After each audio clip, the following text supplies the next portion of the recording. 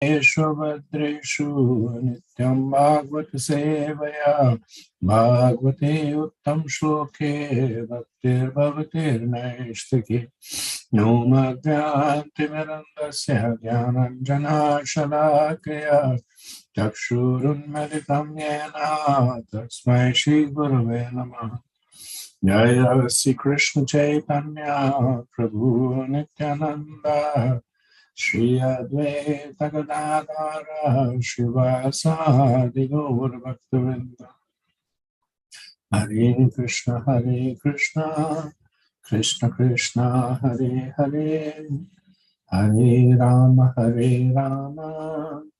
Rama Rama Hare Hare Mukham karoti vachanam pangam langyate girim mritkripatamam vande Shri Gurudena Taranam Paramanandam Madhavam.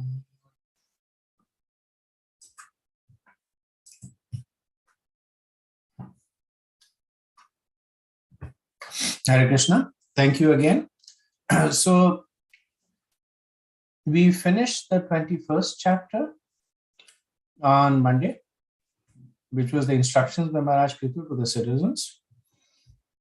And in that, we see Maharaj Prithu instructing his citizens on the proper conduct, following the Varnashram system, using the Varnashram system to worship the Lord, and the process being to respect, glorify, and follow the instructions of the devotees of the Lord.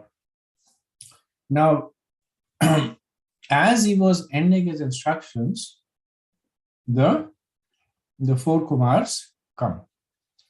And this chapter essentially is the conversation between Prithu Maharaj and the four Kumars, more specifically the instructions by the four Kumars. It's a long chapter, 63 verses. And it begins with Prithu Maharaj's reception of the Chatur Sanas. Then he places a question before them. And bulk of the chapter is instructions by Sanat Kumar in answering the question of Prithu Maharaj. Then the chapter concludes with Prithu Maharaj praising the four Kumars. And then finally, there's a description of the glorious rule of Prithu Maharaj and his qualities. So we'll begin with the first verse. Maitre uvacha Daneshu pragranatsvevam Prithum prithul vikramam Tatropajagmur munyasha Chatvara surya varchasaha. The great sage Maitreya said, while the citizens were thus praying to the most powerful King Prithu, the four Kumaras, who were as bright as the sun, arrived at the spot. So the first 16 verses are essentially the reception of the four Kumaras. So if you remember back in the 20th chapter, when Lord Vishnu was instructing Maharaj Prithu, then he had given him this benediction, Prishvena Kalena Grihopatan. This is verse 15. When he said, very soon to your house, what's going to happen? Drishtashi Siddhan. That you will have audience of Siddhan, perfected personalities. So in accordance to that benediction, the four Kumaras, Sanak, Sanatan, Sanandan, and Sanat Kumar, have now appeared in the court of Prithu Maharaj. Prithu Maharaj is describing this verse as Prithum Prithul Vikramam. Srila Prabhupada translates this as the most powerful. Okay. And Prithum Prithul Vikramam also means that one whose fame is widespread. The both understandings are glorification of the opulence of Prithu Maharaj. Okay. Verse 2. Tam stu siddheshwaran raja vyomnovtaratorchasa lokana papan kurvanam sanugo chastalakshitam. Seeing the growing effulgence of the four Kumars, the master of all mystic power, the king and his associates could recognize them as they descended from the sky. So it says that Maharaj Prithu could recognize the four Kumars because of their effulgence. Prabhupada explains that the four Kumars were glowing both because of their material as well as their spiritual powers. So materially, they were advanced yogis. They had perfected the Ashtasiddhis.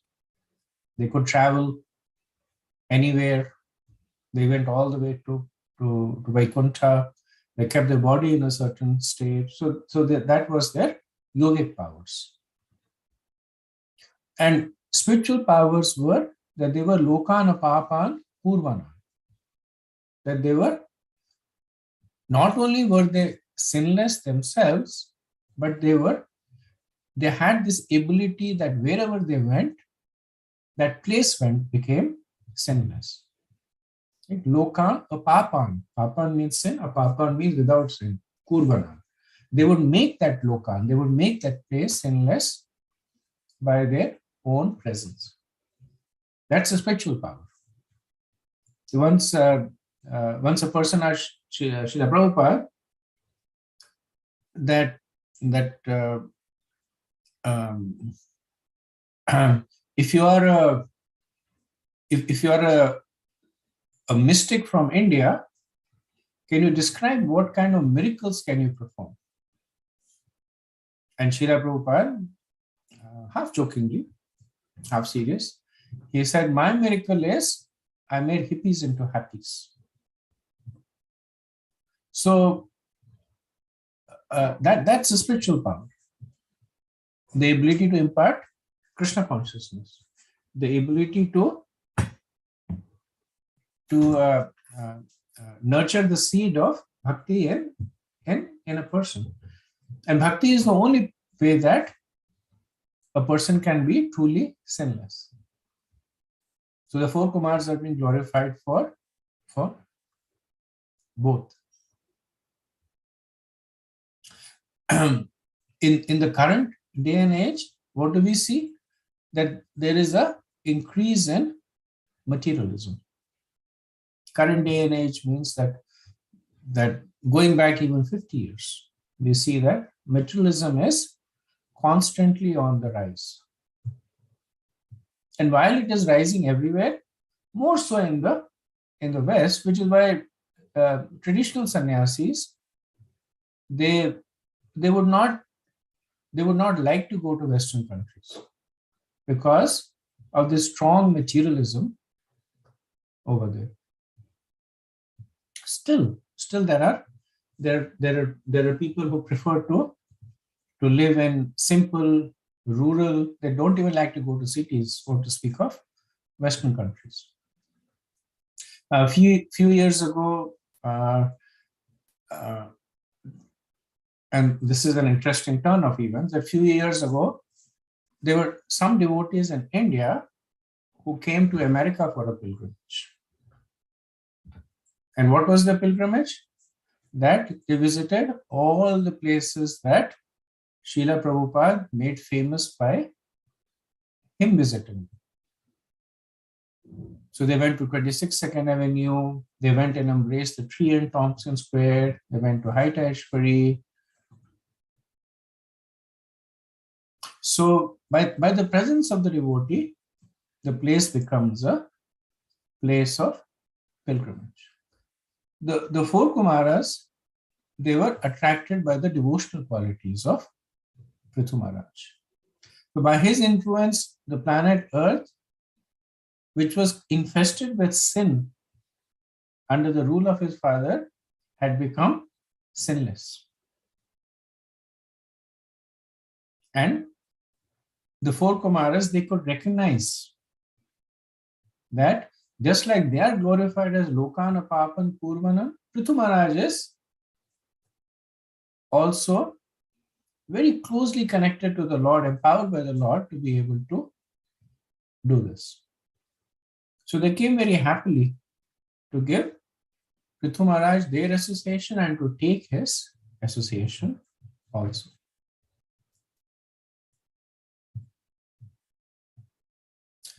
Srila Prabhupada says that the residents of the planet known as Siddhalok can travel in outer space from one planet to another without vehicles. However, the special power of the Kumaras mentioned herewith is that whatever place they went to, that would immediately become sinless.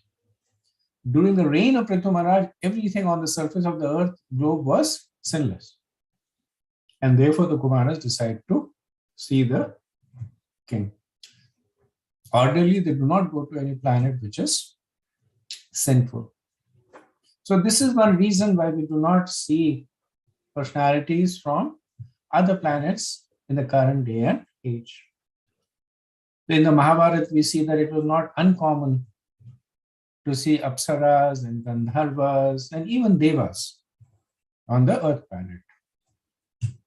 When Maharaj Yudhishthir did his Rajsuya Yagya, even Lord Shiva came. And of course, that was a special event. But otherwise, we see that how Duryodhana had a battle with the Gandharvas, and Arjun once fought with the Gandharva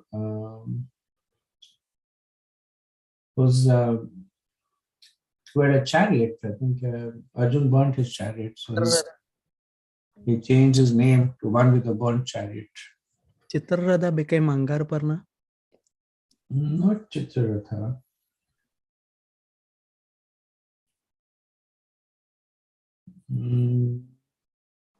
Agni? Not Agni. No, he was a Gandharva. Forget his name. But he attacked the Pandavas, and Arjun basically defeated him, burnt his chariot. And then Arjun asked him, "But do you know who I am?" And the Gandharva said, "Yes, I know." So then why do you fight with me? I said, "Because my wife's with me." So it was the right thing to do.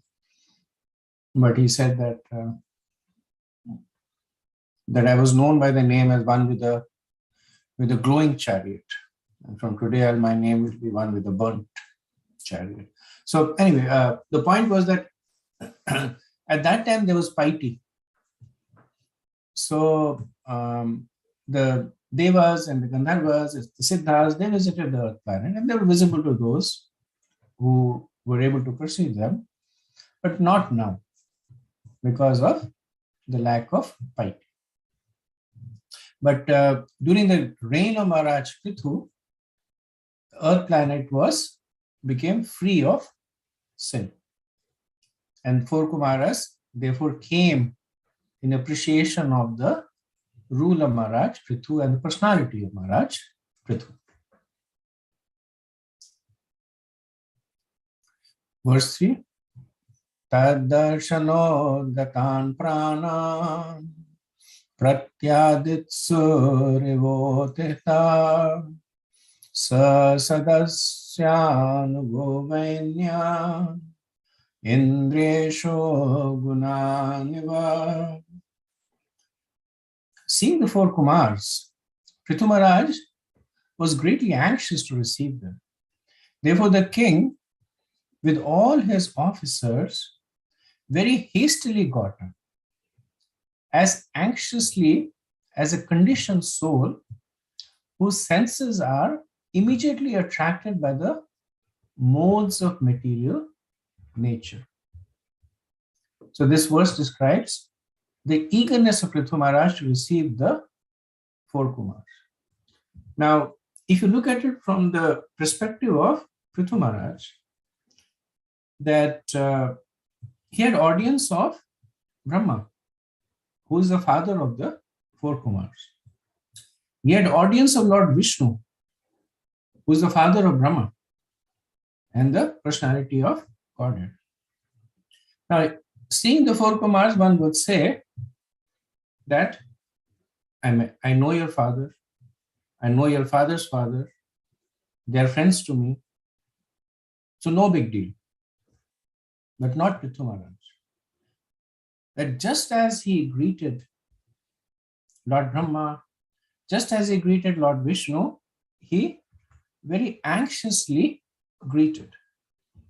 Now the second thing is, you remember that Prithu Maharaj at this point is sitting on the throne with scepter in hand, with the ruling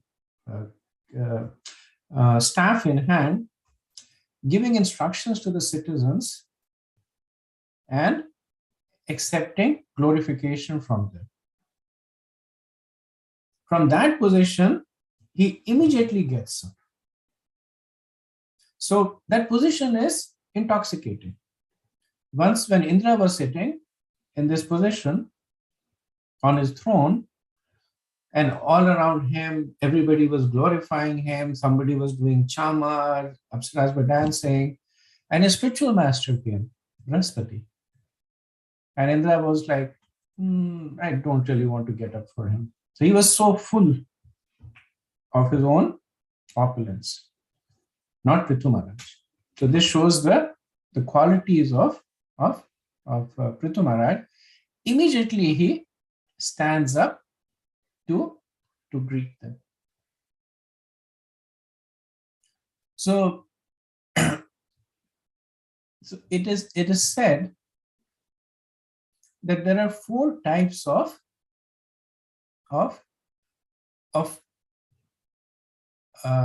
attraction to teaching, love to teaching. One is that the person loves the topic, that somebody is interested in stock market, and you find there is a person giving a seminar on stock market, he just goes there. He loves the topic. Sukdev Goswami, right? He fully self-satisfied, Atmaram, but he heard the Srimad Bhagavatam, he became attracted to it. Loved the topics of the Srimad Bhagavatam. Second is one who loves teaching the subject matter. The first was one who loves the subject matter. The second is one who loves teaching the subject matter. Again, Sukdev Goswami. Right? Not only did he hear, but he loved to share also. Sutta Goswami loved to teach the subject matter. Third is that one loves the students who come to learn. So we see that Sukdev Goswami, he tests Parikshit Maharaj 3 times in the Bhagavatam. At the beginning of the 6th canto, end of the 9th canto, and in the 12th canto, because of his concern for him. Not that he was saying pass and fail and you get a good bad grade, but he wanted to speak the Bhagavatam in a way that Parikshit Maharaj was ready to receive. So that's the love for the student. The teacher questions, tries to ascertain, and adjusts. When Sukdev Goswami was talking about the Ras Leela, and Parikshit Maharaj, he offered an opinion, Sukdev Goswami immediately understood that Parikshit Maharaj was not ready to hear the more esoteric details. So he immediately cuts the topic off and moves on to another topic. Right? So that is the love for the student. And the fourth love for teaching is that one who is always eager to learn more, regardless of who is teaching, the surrounding, even the qualification of the teacher. Prithu Maharaj is in the fourth category, that he was so attracted to the topics of Krishna that he was always eager to learn. He didn't think that I have been instructed by Lord Vishnu, I have been instructed by Lord Brahma. Now, what can the four Kumars tell me?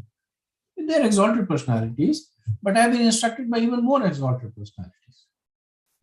But he was so attracted to the topic that he eagerly and anxiously rushed forward to receive the four Kumars.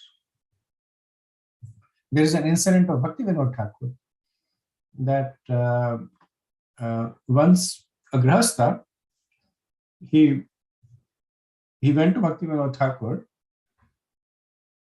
and he was not fully aware of the stature of Bhakti Vaibhava Thakur. He knew that he was a pious man, but he says, "Oh, I have come to talk to you about Krishna." And Bhakti Vaibhava Thakur became so enthused. "Oh, that's so nice. You come to talk to me about Krishna. Thank you so much." Now, he didn't say that what is your qualification? You obviously look like a grahastha. It doesn't look like you have much understanding. But Bhakti Vinod Thakur had that mood of a student, that wherever, whatever, whoever, he was eager to learn.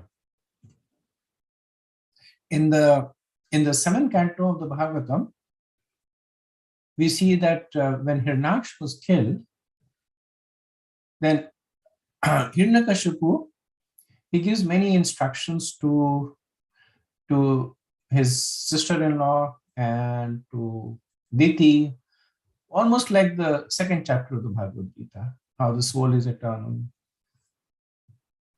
But later on, when he himself was being instructed by Prahlad Maharaj, he was not at all receptive, not open at all. So that's a pseudo teacher, a teacher who is just willing to make a point but not receive one. Prithu Maharaj was a true student. He preached to the citizens. He heard from Brahma. He heard from Vishnu. Now he's happily waiting to hear more from the four Kumars. We also see in the previous chapter that before Prithu Maharaj began to speak, he took permission from those who were present in the assembly. Like in the very first verse, he had said that he said, "Kindly hear my prayer attentively." And then he makes his position that a person must present decision before the assembly of noble souls. But when the four Kumars come, he does not seek any permissions to hear from them. And he does not say that, why have you come? And no small talk in the way, right? There's not much small talk you can do with the four Kumars. They don't have a family. But Maitreya says that because he was spontaneously attracted to hear from them. So Maitreya uses this analogy that the conditioned senses are spontaneously attracted to the material objects. They don't need anybody's permission. The iron filing is spontaneously attracted to the magnet. It does not need any other action upon it. So Prithu Maharaj is spontaneously attracted to Krishna Katha.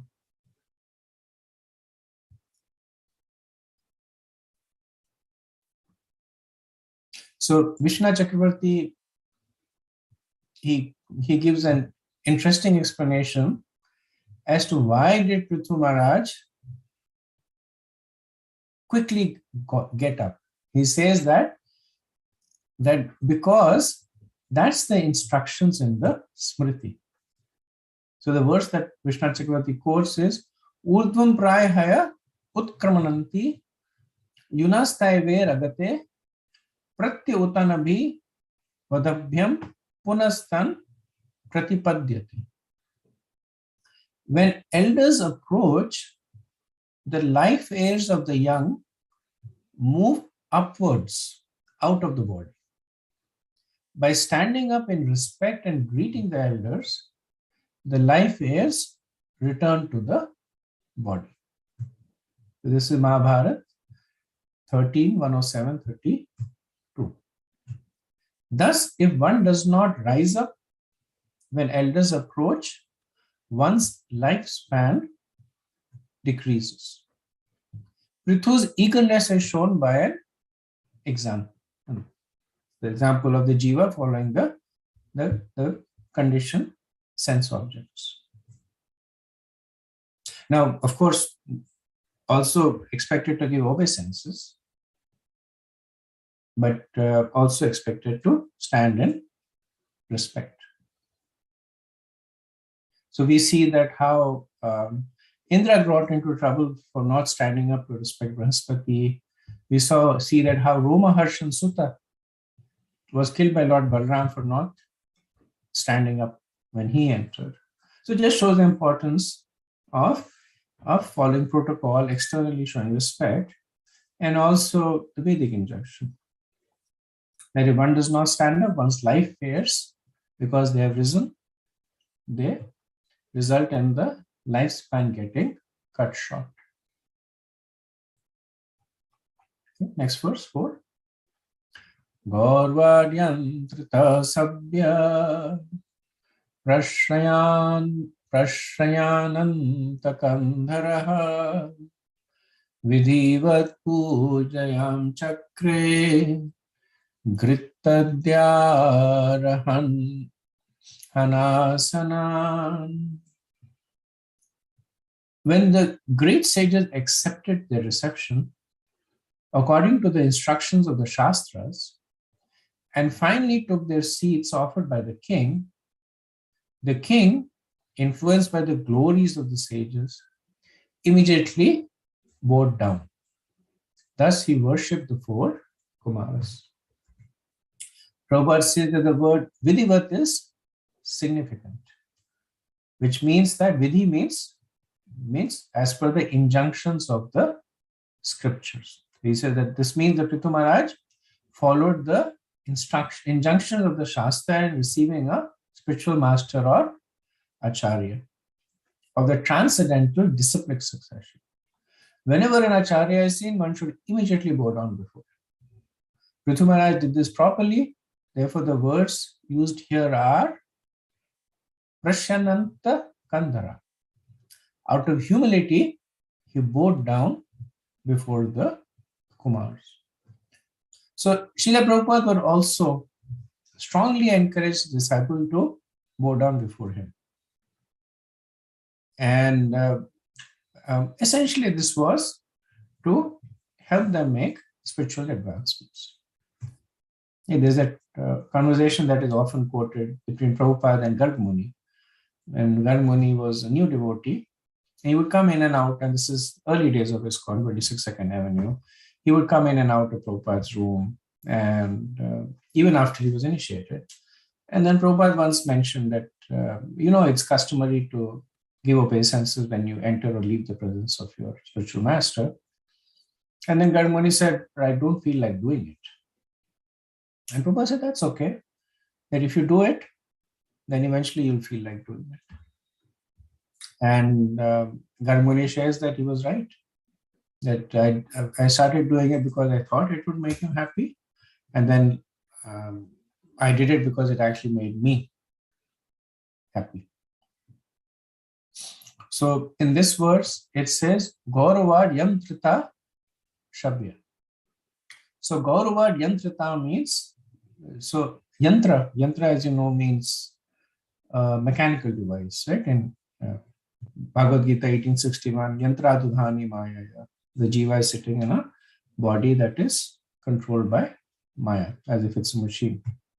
Similar description is given to Prathu Maharaj that Gauravad Yantrita, that he was controlled as if he was a machine by what? Gauravad, by the glories of the four Kumar. And not only did he immediately stand up, offer seat, it is also said that Prashraya Anta Kandhara. So Prashraya Anta Kandhara means that his left shoulder was lowered. So when I was out of humility, so it's a sign of left shoulder being lower is a sign of humility. So when I was reading this, I was also thinking about a book that I read. It's more of a mundane book, but it talks about body language, and is written by a person who was an FBI profiler, and he talks about how in the brain there is a limbic brain, which is the most ancient part of the brain that controls the most primeval instincts. And there he mentions that lowering of the shoulder means accepting the protection of others or opening up. While the opposite, where somebody hunches the shoulders, draws them together, it is a sign of being defensive or being closed-minded. So Srila Prabhupada in the purport notes that the four Kumars had a special position because not only are they great personalities, they're also the founder Acharya of a Vaishnava Sampradaya. Right? They're the founder Acharya of the Kumar Sampradaya. So that makes the position greater. And Srila Prabhupada himself was particular that he was always addressed in letterheads, books, etc., as the founder Acharya, not just Acharya. Sometimes when he was introduced as Acharya, Prabhupada would gently correct. He said, I'm the founder Acharya. So Prabhupada notes that by offering obeisances and following the instructions of the Guru, the disciple becomes perfect. Right? So that Prabhupada is giving us an understanding of why he would do these things, asking his disciples to give obeisances to him, address him by the correct title, so that they could themselves acquire perfection.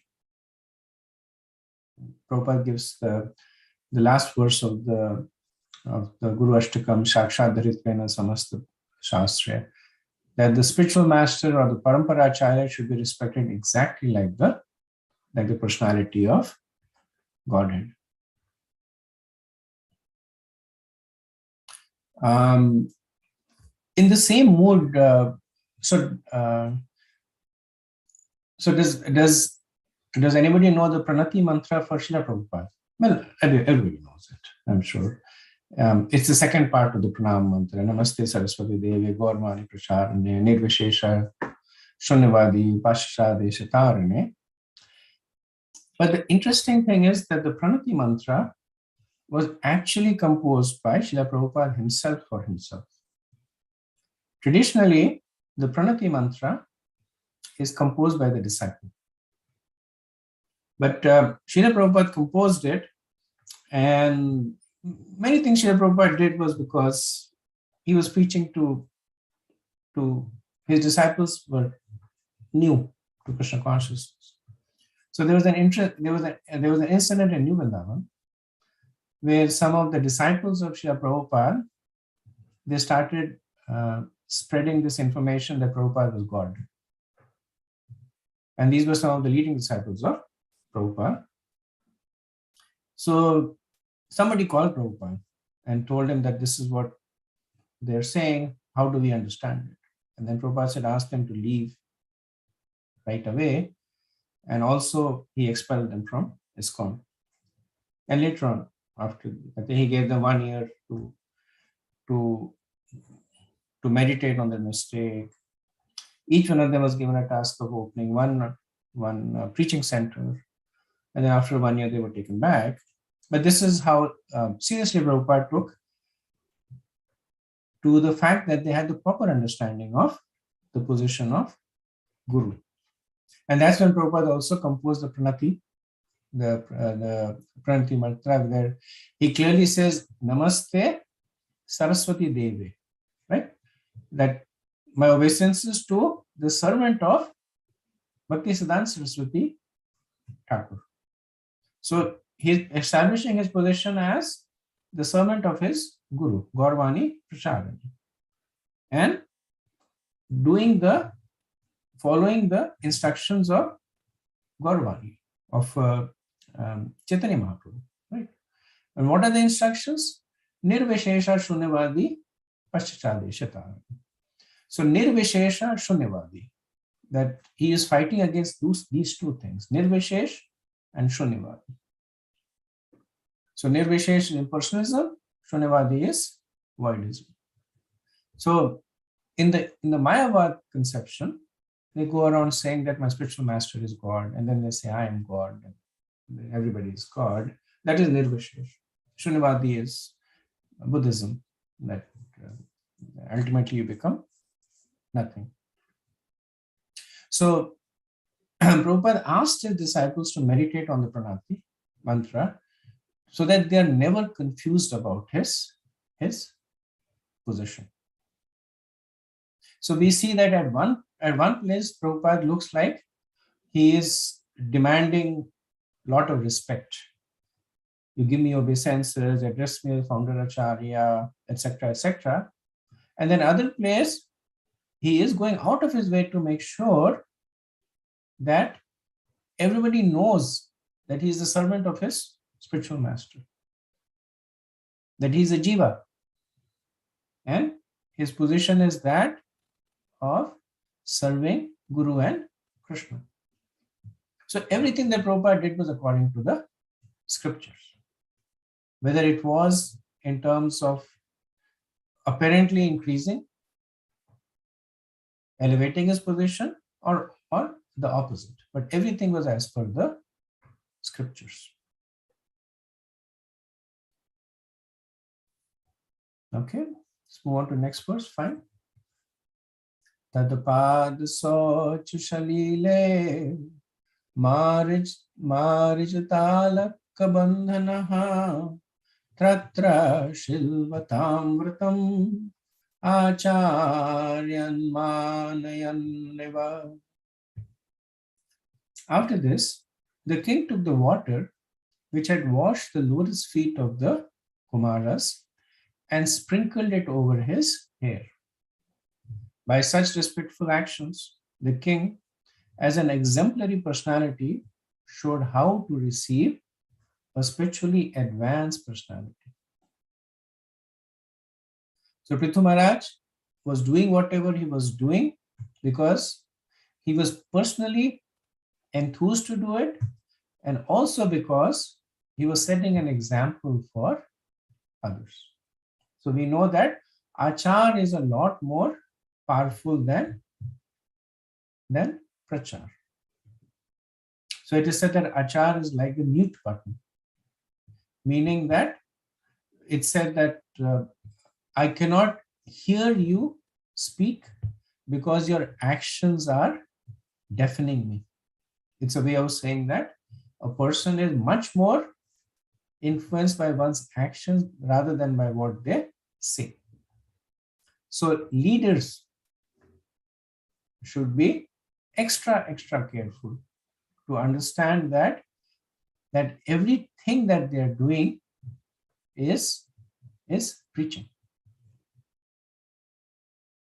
So on the other hand, following the leaders does not mean that one simply memorizes the words spoken by them, but also it means that one is following them, observing their actions and following their action, because everybody needs role models. Right? Sometimes people complain that they're not inspired because of lack of role models, which is why the scripture has given us so many role models. Right? Whether you're a man, whether you're a woman, whether you're a demigod, whether you're a Brahman, there's so many role models for one to take inspiration from. Now, one thing to understand is that role models are meant, not at least in the scriptures, they are they, they are they're not meant to imply perfection. So one might say that these are personalities from ancient times, special personalities. I'm just an ordinary person. How can I follow them? But the role models is there so that one can follow their sincerity. Right? So we see that Prithu Maharaj, how he is sincerely trying to greet the elevated devotees. Now, one may not be able to do the same thing, that is, bathe the feet, drink the water, sprinkle it on their head, and other ways that Prithu Maharaj is greeting the four Kumars. But what Prithu Maharaj is actually showing is that elevated personality should be greeted with utmost respect. That can be followed. And so that is why the teachings of the scriptures are timeless. Whether they are Satyog, whether they are done by kings who had unlimited opulences, whether they were done by powerful personalities. One can say, I'm not a king, I don't have this opulences, I don't have this siddhis. But the teachings are timeless because the essence of the teaching is there for us to follow. Right? For instance, it's said that for each of the 9 processes of devotional service, there is a role model. Now we can't become that role model, right? For hearing, it's Parikshit Maharaj. Now, Parikshit Maharaj, 7 days without eating, without drinking, without sleeping, he heard Srimad Bhagavatam. We can't do that. But the message that is given is that with single-minded attention, one should listen to the scriptures spoken by the self-realized soul. That's the message that we can follow to the best of the ability.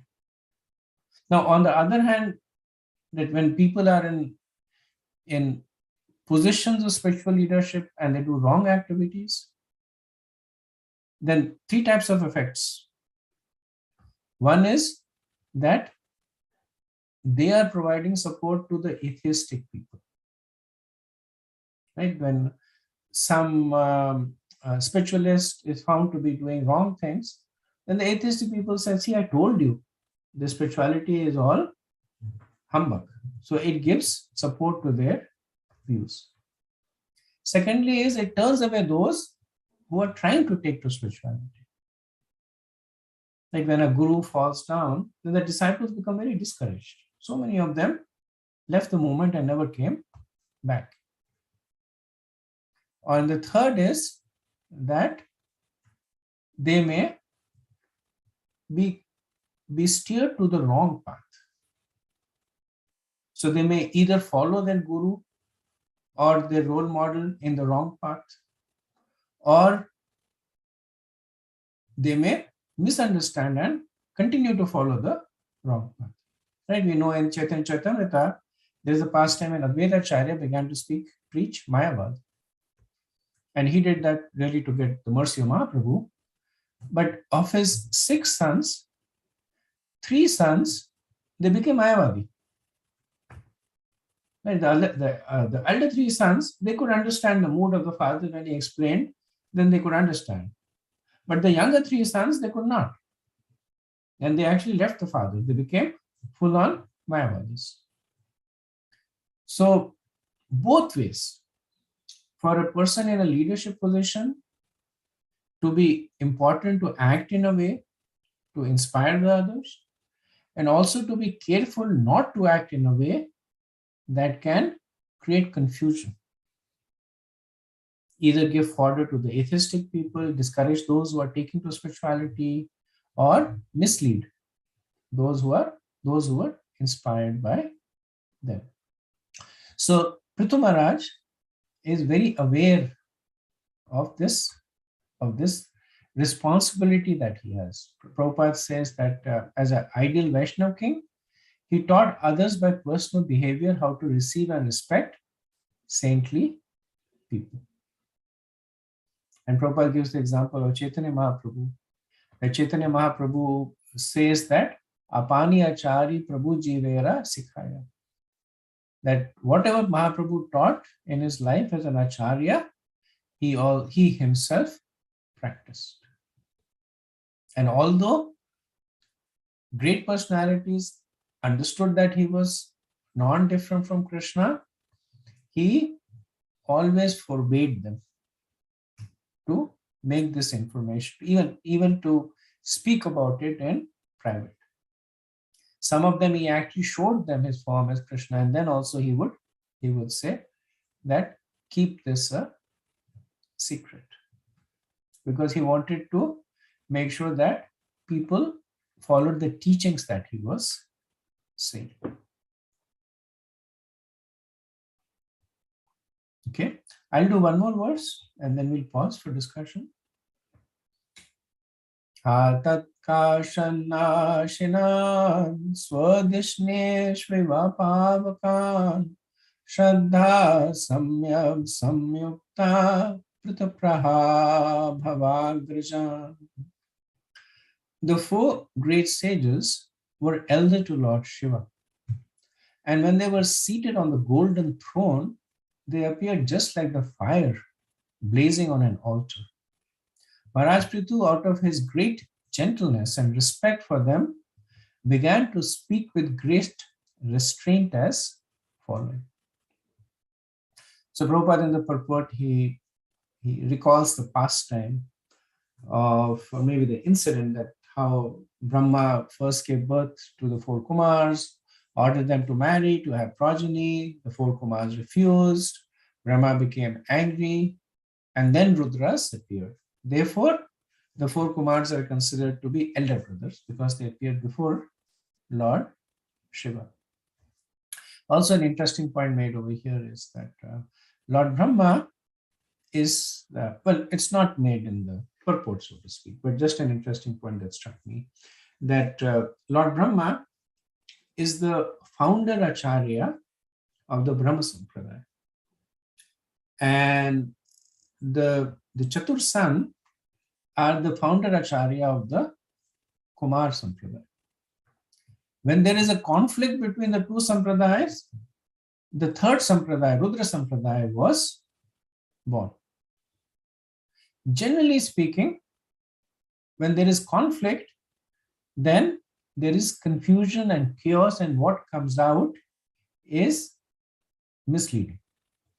So we see that in the case that when there is a conflict between Prithu Maharaj and Indra, then many asampradayas came up. But in this case, both Brahma and the Kumars were united in their mood to serve the Lord.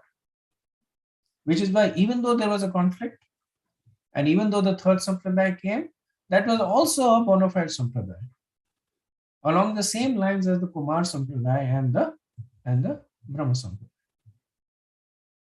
So the uniting factor is the service to the Lord. Sometimes devotees have disagreements, and it is natural to say that one will never, respecting a devotee means not having disagreement, is creating an artificial environment.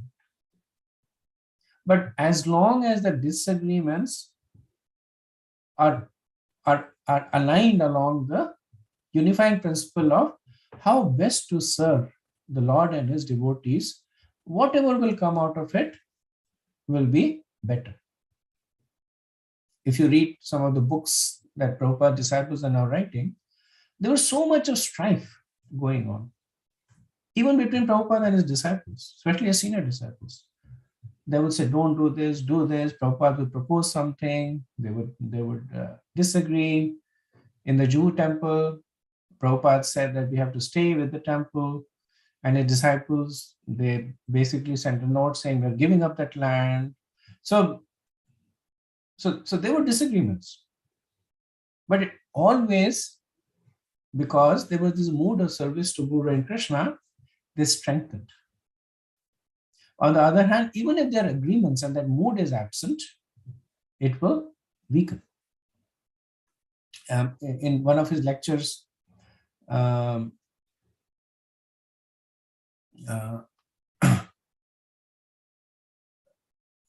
Radhanath Maharaj, he basically says that the wrongest thing is for devotees to quarrel. And here he means quarrel in a way that impinges on the service to the Lord. So he was giving a speech at the Bombay Stock Exchange. And he says that I've never seen another person, and even loving another person, just because of the money he or she has.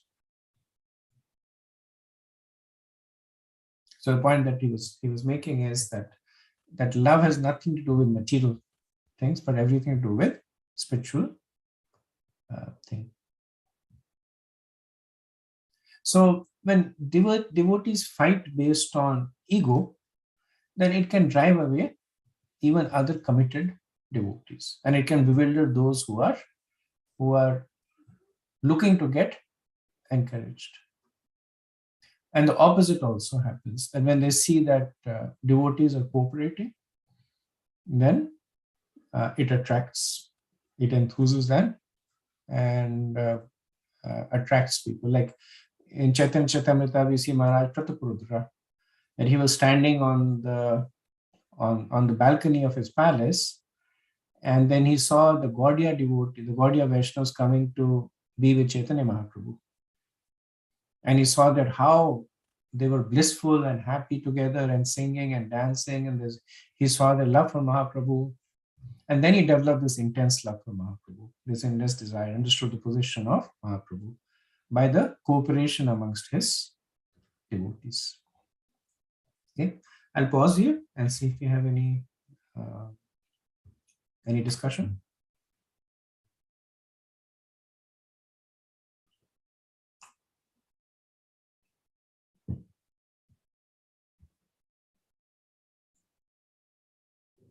Okay.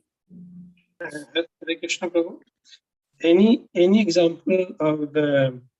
I've never seen or met anybody from the Kumar Sampradaya. Anywhere they have, I don't know, like we have ISKCON, they have something.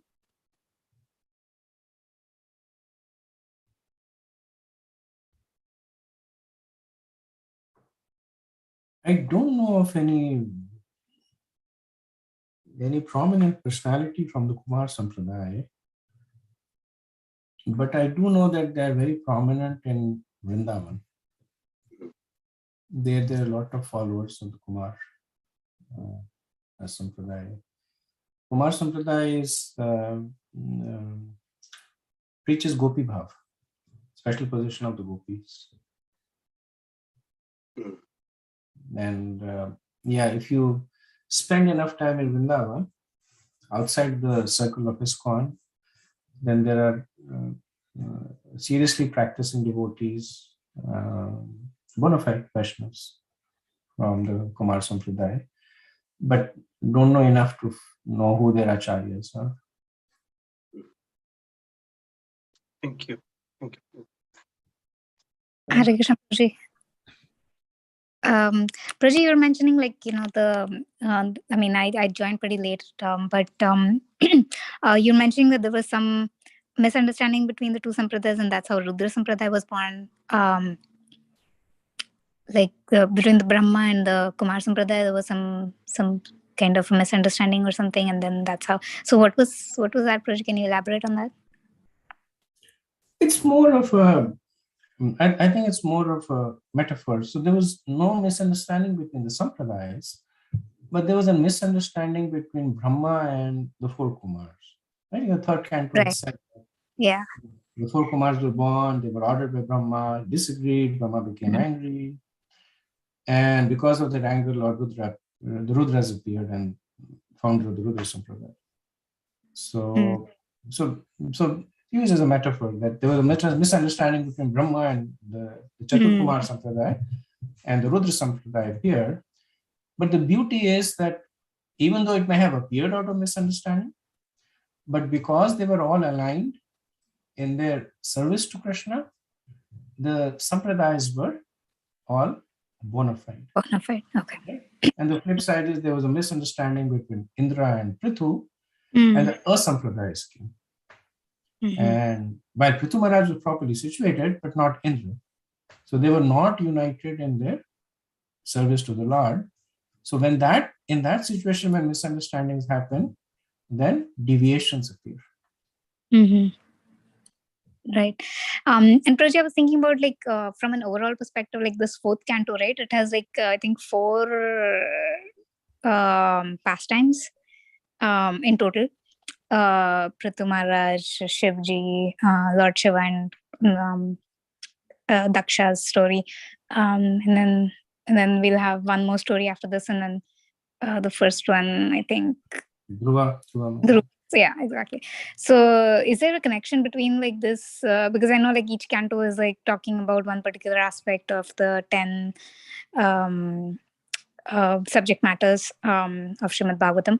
So is there particular aspect that these stories have some commonality or talking about anything in one particular aspect? Yeah, generally it is considered that there are 2 strings that kind of there are 2 strings that connect these 4 pastimes. One is there is a verse in the 3rd canto by Lord Kapila when he is instructing Devahuti that devotional service is performed in 4 ways. It's performed in the mode of ignorance, passion, goodness, and pure goodness. So the 4th canto is considered to be an expansion of that statement. So as you mentioned, that there are 4 distinct pastimes. Daksha is considered to be bhakti and tamasa in the mode of ignorance. Dhruva is bhakti and rajas, mode of passion. Prithu Maharaj is bhakti and sattvagun, mode of goodness. And then in the final, we'll see the prachetas who are bhakti in the mode of pure goodness. So it's essentially demonstrating by actual pastimes these 4 kinds of bhakti. The second is it's also giving the genealogy of Swayambhavu Manu. Right, so as it goes from Manu had sons and this sons and that sons, and then it's stopping at prominent milestones and talking about it. So that's the second way that the 4th canto flows. Prithu Maharaj is also comes in the order, in the genealogical order of Dhruva, right? Or correct. Prithu Maharaj is one of the descendants of Dhruva Maharaj, and the Prachetas are the descendants of Prithu Maharaj. Prithu, yeah, okay. Okay, that makes sense. And also, like the fourth canto, what aspect of the 10 subject matters of Bhagavatam is it talking about? So I think the title of the 4th canto, if you want to verify for me, I think it's a creative impetus, right?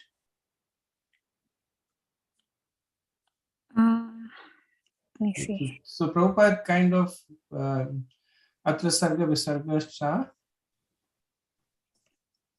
So creation of the 4th order. Creation of the 4th order, yeah. Creation of the 4th order, right? So there's a little bit of discussion on. So we did this when we were doing the 10th chapter of the the 10th canto, the 10th chapter of the 2nd canto. Jiva Goswami says that the cantos are not really related to the topics of the Bhagavatam. So the 10 topics are present equally in all the 12 cantos. And then he gives many reasons that if each canto was talking about a topic, there should have been 10th canto. There should not have been 12 cantos. And the topics are distributed amongst all the cantos. Srila Prabhupada he named the cantos according to the topics, at least the first 10. Like the 10th canto is Samam Bonam, right? Which is the final topic. But he never established specifically saying that this canto is expanding on the topic. He didn't mention one way or the other. The general understanding is that he did it for convenience, that he took the first topic and first canto is Sarga, second canto is Visarga. So that's how he named the cantos, but not because he wanted to show that there is a strong correlation between the contents of the canto and the topic of the Bhagavatam. Okay. Yeah, that's my understanding. I know it's a bit of a topic that still people discuss and try. When people have opinions this way and that way, that's my understanding. Okay. Thank you, Prabhu. Sure. Okay, so moving on to verse 7. Prithurvacha aho acharitam kim me mangalam mangalayanaha yasya vodarshanam hayasi durdarshanam chayogibi. King Prithu said, "My dear great sages, auspiciousness personified, it is very difficult for even the mystic yogis to see you. Indeed, you are very rarely seen. I do not know what kind of pious activities I perform for you to grace me by appearing before me without difficulty." So what does it mean when he says difficult to see? It means that they are rarely seen. So Prithu Maharaj is wondering that what was the reason they were blessing him with their darshan. Srila Prabhupada explains that the unexpected spiritual fortune should be understood to be coming from Agyat Sukriti. Prabhupada says that when something uncommon happens in one's progressive spiritual life, it should be understood to be incurred by Agyat Sukriti, or pious activities beyond one's knowledge. To see personally the personality of Godhead or his pure devotees is not an ordinary incident. When such things happen, they should be understood to be caused by previous pious activities, as confirmed in Bhagavad Gita 7:28. Yesham tvantagatam papam jananam punyakarmana. One who is completely freed from all the resultant action of sinful activities and who is absorbed only in pious activities can engage in devotional service. Now, Prabhupada mentions this from more conventional perspective for devotees like us, where we don't have a lot of qualification, but yet something unexpectedly happens to us. So that we can understand is because of Agyat Sukriti. Prithu Maharaj, it's not because of Agyat Sukriti. Why did Prithu Maharaj get the darshan of the four Kumaras? Because he was following the instructions given by the Lord, either directly to him or through the scriptures. Right. So in the 20th chapter, in the verse 15, it was given that Prithu Maharaj was protecting the citizens according to the instructions of the Brahmins. Then he was following the religious principles laid down by the Parampara without attachment or any manufactured mental caution. And what was the result? That every one of the citizens were happy and they adored the king. And then what does Lord Vishnu say? Because of this, you will very soon have the audience of the Siddhas, the four Kumars. So by his pleasing the Supreme Lord, he got the audience of the four Kumars. So same lesson is there for practicing devotees also. That if they follow the principles as per the parampara, if they act in a way to please other devotees, then all kinds of auspicious things will happen in their lives. Most auspiciously, getting the mercy of exalted devotees. Okay, verse 8. Kim tasya durlabhataram ihaloke paratracha yasya vipra prasidanti shivo vishnus cha sanugaha. Any person upon whom the Brahmins and Vaishnavas are pleased can achieve anything which is very rare to obtain in this world as well as after death. Not only that, but one also receives the favor of the auspicious Lord Shiva and Lord Vishnu who accompany the Brahmins and Vaishnavas. So previous verse, Maharaj Prithu had wondered that what was my good fortune because of which I have the personal association of the four Kumars. Now he's giving possible reasons. What is the reason he's saying? That yasya vipra prasidanti, that the favor of the Brahmins and the Vaishnavas. Why? Because along with the Vaishnavas and the Brahmins, the greatest of all personalities like Lord Shiva and Lord Vishnu are present. Now one may say that how can you say that Lord Vishnu is only present with the Brahmins and the Vaishnavas when we know that he is present in everyone's heart as Paramatma? So Srila Prabhupada explains that it is true that he is present in everyone's heart as Paramatma, but the devotees, out of their extreme love for Govinda, always carry the Lord within the heart. The Lord is always in the heart of everyone, but the Vaishnavas and the Brahmanas actually perceive him and see him always in ecstasy. So, as Paramatma, Lord Vishnu is present, but not seen.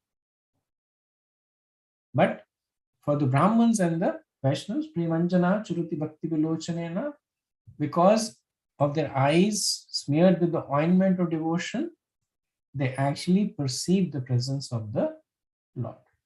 And when they perceive the presence of the Lord perceives their presence. That's why they are said to carry the Lord in their heart. Prabhupada extends this logic to demonstrate that it is for this reason that one should serve the Guru very carefully. He said this is confirmed by Vishwanath Chakravarti Thakur in the 8th stanza, Yasya Prasada Bhagavad Prasado. By pleasing the spiritual master who is both a Brahman and a Vaishnava, one pleases the personality of Godhead. If the personality of God is pleased, then one has nothing more to achieve either in this world or after death. Right? So Prithu Maharaj is making this point that he's getting the audience of the four Kumars because he pleased the Brahmanas and Vaishnavas. And Srila Prabhupada is saying that a spiritual master is both. He's a Brahman as well as a Vaishnava. So by pleasing him, you can get the same results as Prithu Maharaj, which is the mercy of the Supreme Lord. Okay, verse 9. Nevyalakshate loko lokan paryatatopiyan yatha sarvadrisham sarva atmanam yasyetavaha. Prithu Maharaj continued, although you are traveling in all planetary systems, people cannot know you, just as they cannot know the Super Soul, although he is within everyone's heart as the witness of everything. Even Lord Brahma and Lord Shiva cannot understand the Super Soul. So this verse is essentially, Vishnu Chakravarti says that Prithu Maharaj is describing the difficulty in meeting the four Kumars. That people do not see them just as they do not see the Paramatma.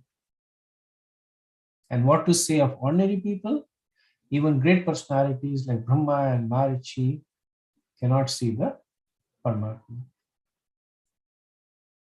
And Prabhupada says that, but the devotees, they can see them through the eyes of devotion.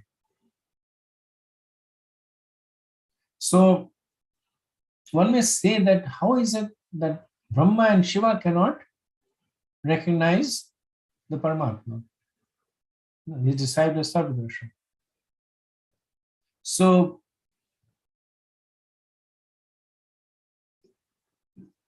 their level of understanding is more advanced than almost everyone else, but it is still not complete. Because we see that, so why did Brahma steal the cowherd boys? Why did Indra send rain and thunder to Braj? Why did Lord Shiva get bewildered by Mohini Murti? So while they could see the Paramatma, they could not see it completely. That is why the Lord is known as Achyuta, inconceivable. To personalities like us, he is very inconceivable. To personalities like Brahma and Shiv, he is less inconceivable. But nevertheless, even they get bewildered. Lord Shiva fights against Krishna for Banasur. And Indra, even after the Govardhan pastime, when Krishna goes and takes the Parijata tree, he again fights with Krishna. So their level of conceiving is a lot higher, but not at an absolute platform. Verse 10. Adhanapi te dhanya sadhavogre medinaha yagrahaya haya arhavaryambu trinabhumi ishwaravaraha. A person who is not very rich and is attached to family life becomes highly glorified when saintly persons are present in his house, in his home. The master and servants who are engaged in offering the exalted visitor water, a sitting place, and paraphernalia for reception are glorified. And the home itself is also glorified. So this verse talks about the glories of properly receiving a guest, especially one who is an advanced spiritualist. So Prithu Maharaj, in order to demonstrate the potency of this, he brings forth an extreme case. So he says that a person who is not very rich and who is attached to family life, right? So a person essentially has no opulences. He is materially impoverished. He says adhana. Dhan means wealth, adhana means no wealth. But such a person becomes dhanya. So dhanya means worshipable. Simply by receiving the sadhava, simply by receiving the holy persons. And those persons who are spiritually weak, graha medana, they become arthvarya. They became worthy of worship. So he is making that whether the person is materially weak or spiritually weak, if he properly receives a holy person, then adhana will become dhanya. That a poor person will become rich. And graha medina, a materially attached person will become arvarya, will become worshipable. And Prithu Maharaj, he uses the word he. He says, Yat graha he. He means certainly, no doubt about this. There are no ifs and buts. So one may ask that how can you make a statement like this? Doesn't it depend on how opulently the person is received? Whether the person got new clothes in Dakshin, $108 or $251, or did the person get some Prasadam? So Prithu Maharaj says it doesn't matter. He says just three things. Ambu Trina Bhumi. Ambu is water, Trina is straw mat, and Bhumi is earth, essentially. So these are available everywhere. Rich or poor, materially poor or materially engrossed. And Prabhupada actually says that Prabhupada interprets this as sequence. He says, everybody has water. You can give some water.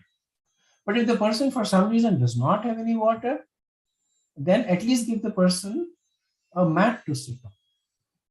And if somebody for some reason does not have a mat to sit on, then at least give him some place on the ground to sit on.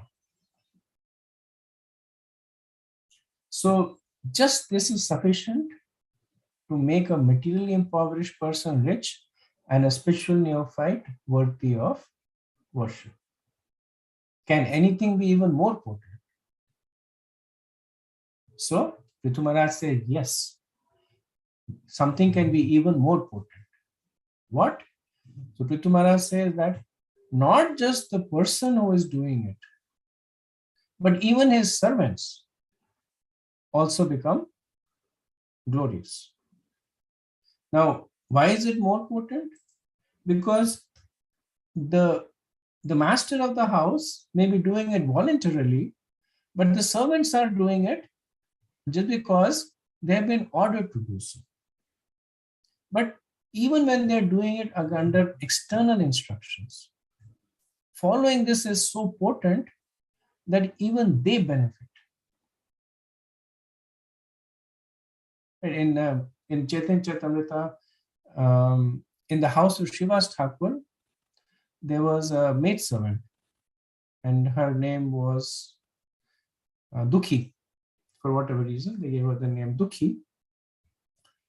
And Srivas Thakur gave her this job to do. She was the maidservant, so he gave her this job that when there are devotees in my house, then you go to the Ganges, fill the pots of water, and have it ready for them to bathe. And she would do it because she was asked to do it. And Mahaprabhu appreciated her personally. Right? So he said that just doing this service has made your life perfect. She showed her his form. And then he changed her name to Sukhi. So he said, just because you are fortunate to be in the service of Srivas Pandit, you're doing the service he's asking, Srivas Pandit is making advancement, his servants are making advancement, even his dog is making advancement. So that is the potency of receiving spiritual people in your house properly. Vishwanath Chakravarti, same point Prabhupada makes, that when somebody comes to your house, at least offer water if food is not available. If water is not available, offer a grass mat to sit on. If that is not available, you should clean the earth and offer that as a seat. If that is not available, then they offer themselves by saying kind words and folding their hands. If they cannot even do that, they should give their sons and wife, who should offer respects on the ground with tears in their eyes. So offering in the sense that on behalf of them, not that they give it, but sometimes a Graham-Edi may be too proud and say, I don't care for this holy man. At least he should not stop his family, his servants from serving the sadhus, and then he will make benefit.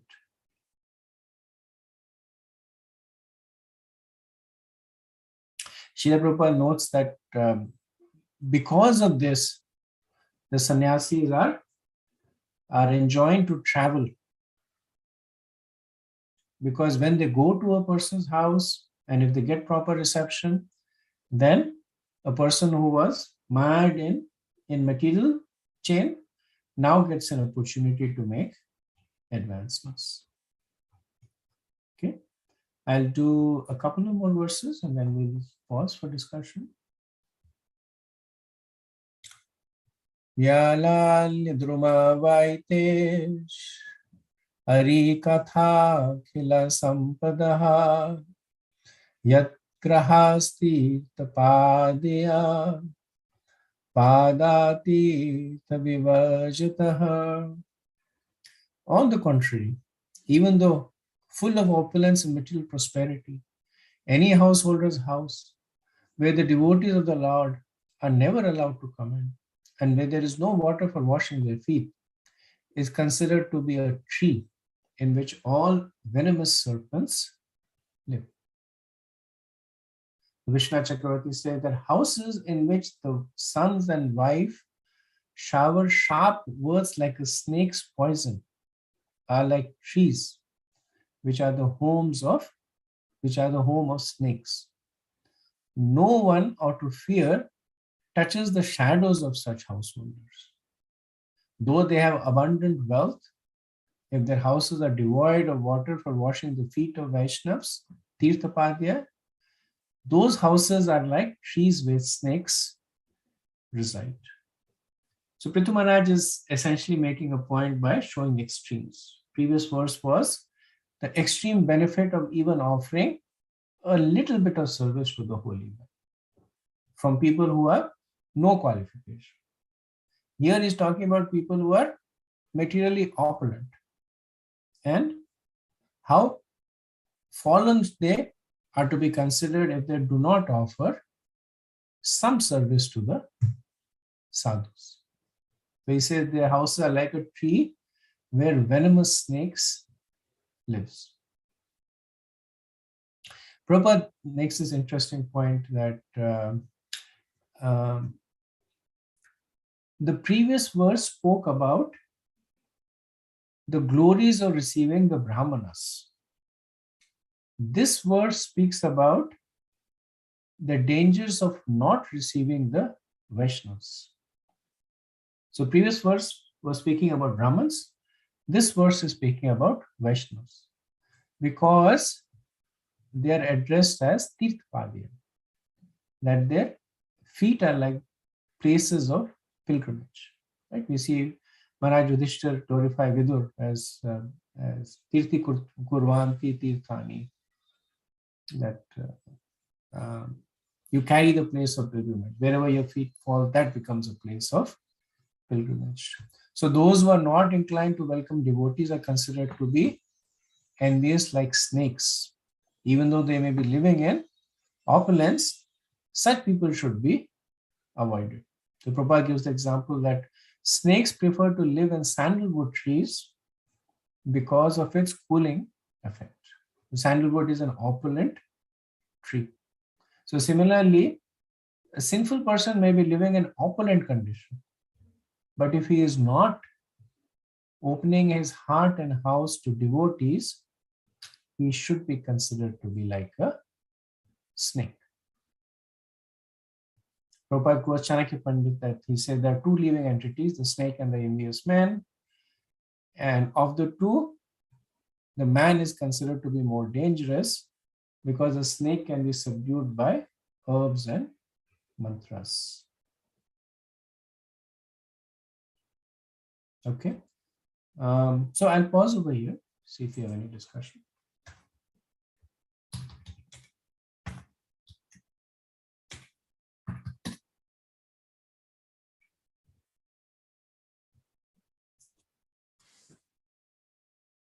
Hare Krishna, Prabhuji.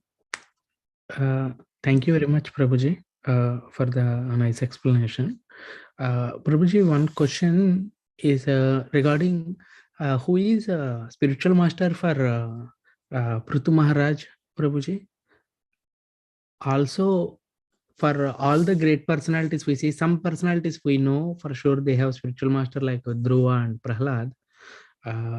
But does all personalities are having spiritual master, Prabhuji?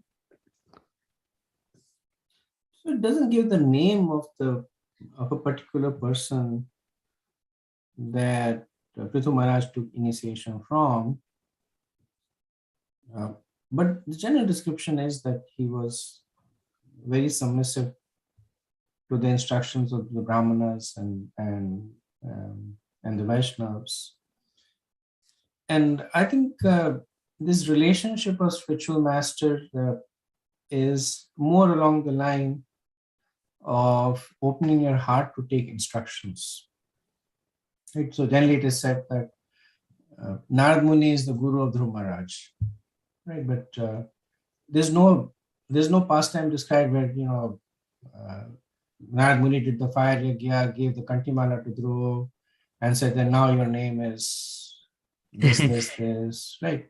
Just the fact that Narad Muni gave instructions and Dhruva Maharaj accepted it, or same thing, Narad Muni gave instructions to so many personalities, like Prahlad, we consider Guru Maharaj of Prahlad, right? So the relationship is more on lines of the personality taking mercy, Sure. giving instructions, and then one who is taking the instruction with a submissive attitude. That relationship gets described as that of spiritual master-disciple relationship. Yes, Prabhuji. Need not be a certified one, like. Well, it's certified. I mean, I think that implication is a little. it's a little disrespectful. Yes. It is definitely certified, but the formalization is more for the benefit of the disciples, right? It's not that you sit in the fire yagya, you get a name that is certified, right? The certification is actually when you follow the instructions of the guru. Like Prabhupada said, I was once asked that so many of your disciples fell down, and Prabhupada said they were never my disciples. Now they were disciples. Prabhupada did the fire yagya and gave them names, but they didn't follow his instructions. So he was rightfully saying that they were not his disciples. So yeah, certification is based on the accepting of instruction, the getting instructions, following it. I would say that is how you certify a relationship. Oh, thank you so much, Prabhuji, for that further clarification. Yeah. Thank you so much, Prabhuji. Hare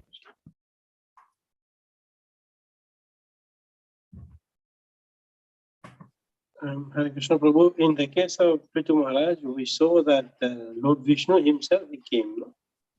That means he gave some instruction to him. Okay, if we can say Lord Vishnu was his spiritual master in a way, and also we know that as Paramatma, even in the Bhagavad Krishna, from within, the super soul revealed is like a spiritual master as well. Even we say, Krishna will provide the spiritual master when we are ready. In a way, it's Krishna who brings the spiritual master, the living spiritual master. Yes. So in this case, four Kumaras can be said as the spiritual master of Prithu Maharaj, because Vishnu actually indicated that these four Kumaras will visit you. I don't know. I'm just guessing. It is not. I would think it's safe to say that they're all his spiritual masters. Right? He took instructions from Lord Brahma, from the four Kumaras. He took instructions from the Brahmas and the Vaishnavas in the kingdom. So in that way, he established the disciple relationship with all of them. So whether he had a Diksha Guru or not, doesn't come through. And really speaking, if you look at the parampara also, at least the Gaudiya Vaishnava parampara, it flows more along the Shiksha line than the Diksha line. You can go as far as Gaur Kishore Das Babaji for Diksha line. After that, it becomes Shiksha. It's mostly Shiksha after that. Gaur Kishore Das Babaji did not take initiation from Bhakti Vinod Thakur. Right? But he took instructions. In fact, Bhakti Vinod Thakur took initiation from Gaur Kishore Das Babaji. It was the other way around. But here, Gaur Kishore Das Babaji took instructions from Bhakti Vinod. And similarly, if you go up, Baldev Vibhushan did not take initiation from Vishwanath Chakravarti. He was already initiated in the Mayavadi Sampradaya before he approached Vishwanath Chakravarti. But yes, he took instructions he followed his instructions. So the Sampradaya tends to follow the Shiksha line, not to minimize the importance of Diksha. They were all also, they had a Diksha Guru also, right? They had a Diksha Guru, but the relationship that was actually emphasized was the relationship of instructions.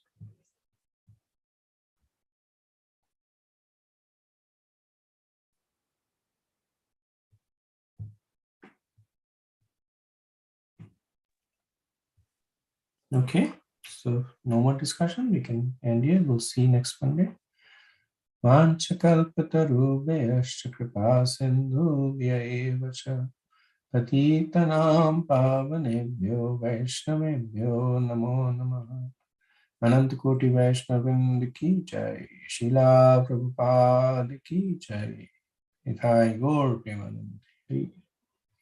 Hare Krishna. Thank you very much. Thank you so much, Prabhuji. Hari Bol.